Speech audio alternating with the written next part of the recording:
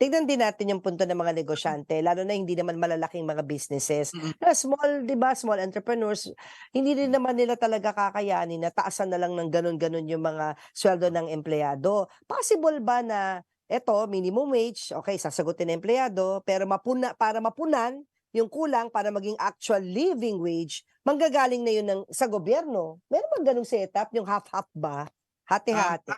Actually puwede, yun nga yung naalala niyo nung pandemya, 'di ba nung kasagsagan ng pandemya, Ayuda, oh. nagbigay ng wage subsidies yung gobyerno. Yeah, yeah. Yung wage subsidy dinaan dun sa mga negosyo para may kakayanan yung mga negosyo sa panahon ng sobrang haba naman na lockdown, may Oo. kakayanan magdagdag ng sahod sa kanilang Oh, magbayad ng sahod sa oh, kanilang manggagawa. So sa yeah. amin, may sistema na itakda na magbigay ng konting subsidy yung gobyerno. Pero gusto namin magmula dun sa punto, actually hindi totoo na hindi kaya dagdagan ng negosyante yung sahod. Kasi again, yung example nga ni Chinky, yung 800, ang layo ng sa halimbawa sa NCR ng 610. Kasi ibig sabihin, Hmm, may kakayanan. At sa aming computation, gamit actually yung datos mula sa PSA, yung small, medium, and large enterprises, halimbawa lang natin, magbigay ng hmm, ₱200 na across the board wage hike, ang mm, mababawas sa kanilang tubo ng small, medium, and large, hmm. more or less 16% lamang ang mawawala sa tubo nila. So sa amin,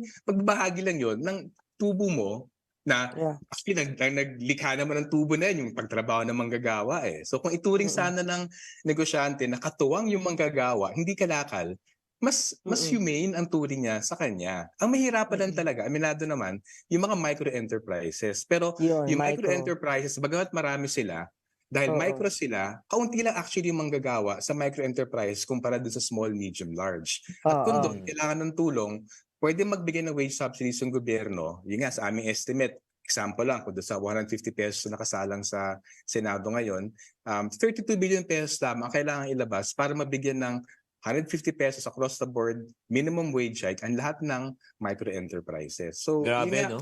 kung Yeah. gusto, kaya naman talaga. Oh, ito, may proposal ako mamo para maitawid 'yan. Mm. Ginoong Africa Sige. tingnan niyo, mag-meeting muna tayo, parang ano, private meeting tayo sa board ng ano, Ibon Foundation. Hindi, ang proposal ko lang para win-win naman, win-win. Mm, Ipako pa rin natin yung ano, yung minimum at 6 plus, 600 mhm, plus. Pero Mm, ang 'pag kumita ang kumpanya, 'pag mm, kumita ang kumpanya or let's say may mga dagdag na ano, 'di ba? Eh, sa company naman may profit, eh. hmm. Dapat nagbibigay yung ano, ng share ng additional sa manggagawa based on the profit.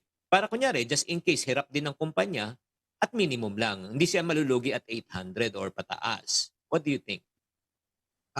Puwede naman 'yun, and I think dapat 'yun ang normal na iniisip ng isang negosyante, 'yun nga na bahagi nga yung manggagawa sa paglikha ng tubo na 'yan. Ang only problema namin diyan, actually may gano'n ng sistema ngayon, eh. May mm, tinatawag na two-tiered wage system na tinutulak ang DOLE at ang gobyerno. Yung two-tiered, dalawang baitang 'yon. Ito nakakalungkot, gusto nila yung minimum wage nasa poverty line. Huh? Kumbaga Bakit? tapos, yun ang unang Bakit? baitang. Gusto nila idikit Mm, yung minimum wage sa poverty line kaya pinapababa yung sahod. Tapos ang proposal nila, may ikalawang baitang na voluntary yung productivity. Yan nga, yung dagdag na tubo. So sa amin, ang hmm, problema lamang doon, sana yung minimum wage, obligado kasi yun ang bisa ng minimum wage, eh. Obligado ka Hmm, talaga. Kung lumalabag tama, ka, pwede ka kasuhan, pwede maglayang tama, manggagawa. So sa amin, tama. at agree kami dun sa diwa na dapat may bahagi yung manggagawa dun sa tubo. Pero sana hindi voluntary. Sana i-integrate dun sa minimum wage. Tapos ito yung Hmm, nakaparticipate naman yung ibon sa mga diskusyon ng regional wage boards, eh. Ang nakakalungkot hmm, dito, kung naghahanap ng negosyante at yung manggagawa, sabihin ng manggagawa, kailangan namin ng dagdag na sahod. Sasabihin ng negosyante, "Ay, hindi namin kaya magsasara, magkakatanggalan." May ibang manggagawa na natatakot, yung negosyante, yung gobyerno, sa halip na sige nga ipatunayan niyo na hindi niyo kaya hmm. magbigay ng dagdag na sahod.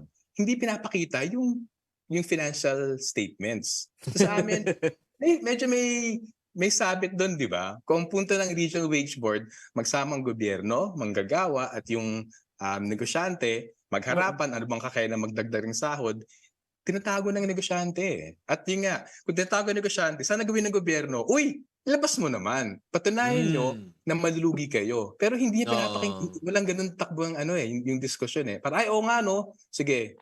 Kaya sobrang tipid yung sahod. Halimbawa ngayon, Ala kay oo. Pangulong Marcos, ang nataas lamang yun nga yung sa NCR from 570 ginawang 610. Sa pagkaalam namin, sa nakarang isa't kalahating taon, magdadalawang taon na, unang 2 taon, 2 lamang maliban sa NCR ang may wage hike na parating. Yung Calabarzon, tsaka yung I think Central Visayas yata.